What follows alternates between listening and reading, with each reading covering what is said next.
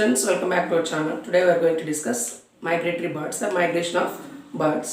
So it is a remarkable event. According to Kohn, migration can be defined as periodic passing of animals from one place to another, like fishes migrate అవుతుంటాయి, birds కూడా migrate అవుతుంటాయి. So suitable for breeding, for food, escape from cold and heat. Extreme cold కానీ extreme heat కానీ ఇలాంటివి ఏమైనా ఉంటే వాటి నుంచి ఎస్కేప్ అవ్వడానికి, స్కేర్సిటీ ఆఫ్ ఫుడ్ వల్ల కానీ లేదంటే బ్రీడింగ్ సైట్స్ కోసం సెర్చింగ్ కోసం కానీ ఇవి వెళ్తూ ఉంటాయి అన్నమాట. జనరల్గా మనం చూసినట్లయితే మామూలుగా మనం అబ్జర్వ్ చేసిన దాని ప్రకారం కాజెస్ ఆఫ్ మైగ్రేషన్ చూద్దాం. స్కేర్సిటీ ఆఫ్ ఫుడ్ ఆల్రెడీ చెప్తున్నాం మనం. స్టిమ్యుల్స్ ఫ్రమ్ గొనాడ్స్ నుంచి, సపోజ్ గొనాడ్స్ మెచ్యూర్ అయితే మెచ్యూర్ అండ్ గొనాడ్స్ అనేవి సిగ్నల్స్లా పాస్ చేస్తే వాటి యొక్క బ్రీడింగ్ సైట్స్కి ఇవి ట్రాన్స్పోర్ట్ అవుతుంటాయి. The same time thyroid thyroid కూడా మెటబాలిక్ రేట్స్ని బేస్ చేసుకొని వాటికి కావాల్సిన సిగ్నల్స్ని పాస్ చేస్తున్నాయి. Atmospheric stimuli, extreme cooled extreme hot కాకుండా అట్మాస్ఫియర్లో ఏదైనా నేచురల్ కెలామిటీస్ వచ్చినప్పుడు కూడా బర్డ్స్ ఒక ప్లేస్ నుంచి ఇంకో ప్లేస్కి సూటబుల్ ప్లేస్కి మైగ్రేట్ అవుతూ ఉంటాయి. Problems of way finding. So every year of spring of the migratory birds take the same route which the parents had taken.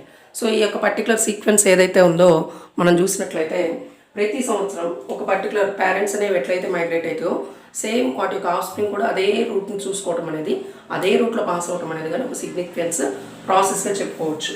So way finding, how the birds search they way and follow that way అనేది చూస్తే way finding is the aspect is greatest wonder. So చూసుకున్నట్టు నిజంగానే చాలా peculiar phenomena. How do birds migrate, find their way, వాటి యొక్క వేని ఎట్లా kind చేస్తే వాటి నుంచి రిటర్న్ మైగ్రేషన్ ఎట్లా చూసుకుంటాయని various explanations have been given for this one.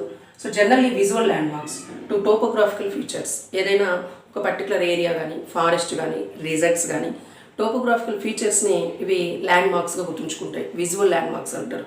చాలా best method. Next earth's magnetic field. So మీరు మైగ్రేట్ అవుతున్నప్పుడు బర్డ్స్ ఎర్త్స్ యొక్క మ్యాగ్నెటిక్ ఫీల్డ్ని ఇన్నర్ ఇయర్ అనేది యాక్ట్ చేస్తుంది.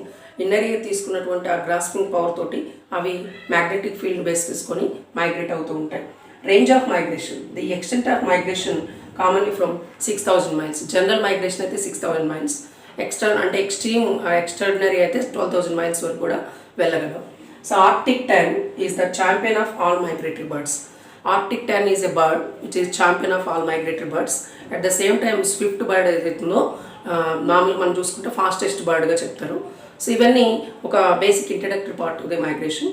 So different types of migration, advantage, disadvantages ఇవన్నీ మనం అప్కమింగ్ క్లాసెస్లో చూద్దాం.